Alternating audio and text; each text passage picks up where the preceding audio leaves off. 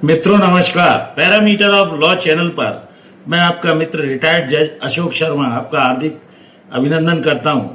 आज मैं एक महत्वपूर्ण विषय, बच्चों को आप भटकने से कैसे बचा सकते हैं, विषय महत्वपूर्ण है। शुरू से अंत तक देखिए। 1 लाख सब्सक्राइबर हो चुके हैं।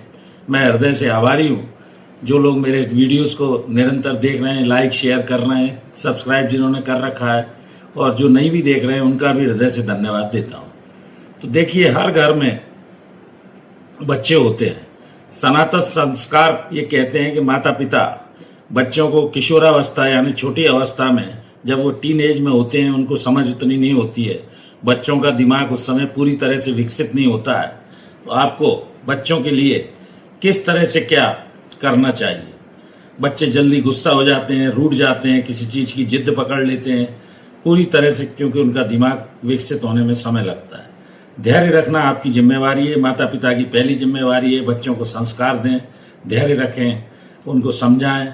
मोबाइल और सोशल मीडिया का युग है, डिजिटल युग है। आजकल बच्चे हर एक मोबाइल पकड़ने की जिद करते हैं। स्क्रीन उन्हें कम से कम इस्तेमाल करने की समझाइश दें, चाहे वो टीवी हो, चाहे वो मोबाइल हो, चाहे वो लैपटॉप हो, अन्यथा उनकी आंखें जल्दी खराब हो जाते हैं।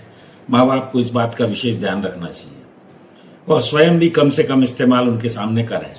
बच्चे किस तरह से बच्चों के साथ बैठ उठ रहे हैं, किस तरह के बच्चों से उनका दोस्ती है, सही गलत का उनको ज्ञान नहीं होता है, ये भी आपको ध्यान रखना है। कम्युनिकेशन गैप को मिटाएं, बच्चों की सुने।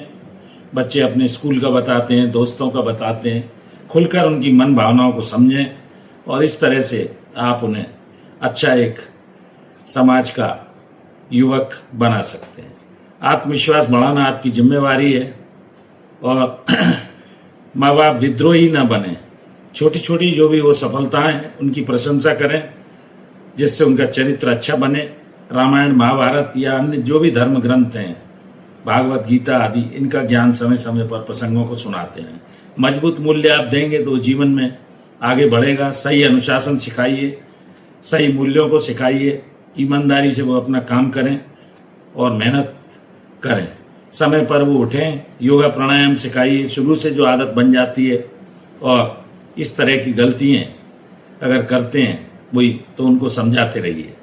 उसे आवारा मत बनने दीजिए, खुला मत छोड़िए। उसके समय पर ध्यान रखिए, कब क्या करता है, कहाँ जाता है, कहाँ उठता बैठता है, कैसी उसकी संगत है, क्योंकि संगत का प्रभाव विशेष रूप से पड़ता है।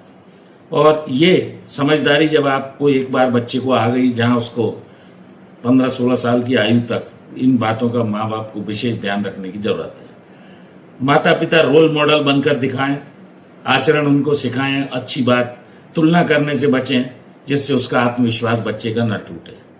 तो इस तरह से जीवन में सही अनुशासन और सही मूल्यों को यदि आप सिखा देंगे तो बच्चे भटकने से बचेंगे, उनका भविष्य उज्जवल होगा।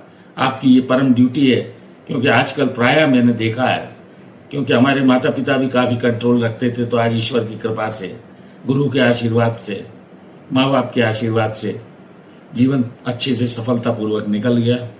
आप माँ बाप हैं या बनने जा रहे हैं, बच्चे आपके हैं और उनको समाज के प्रति भी जिम्मेवारी सिखाइए। उनका दिमाग पूरी तरह से धीरे धीरे विकसित कीजिए। धैर्य रखिए, मारिए पीटिए मत, समझाइए, क्योंकि रोजाना मारपीट करने से बच्चा जिद्दी हो सकता है।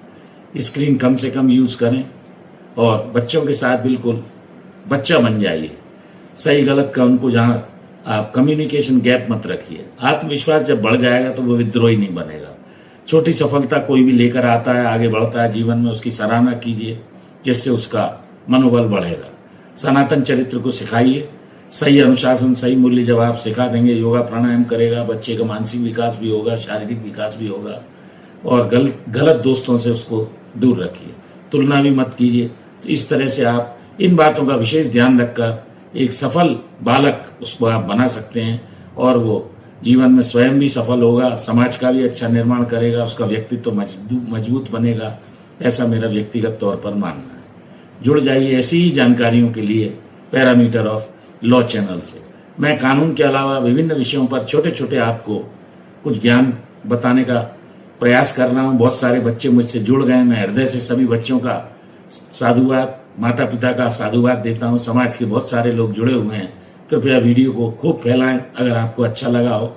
और एक और अनुरोध है, मेरी धर्मपत्नी श्रीमती अर्चना शर्मा का भी यूट्यूब पर एक चैनल अर्चना आरटीएफ के नाम से, कृपया उसे भी देखिए। तो इस वीडियो में यहीं तक, फिर नए विषय के साथ आपके समक्ष हाजिर होता हूं। धन्यवाद, नमस्कार।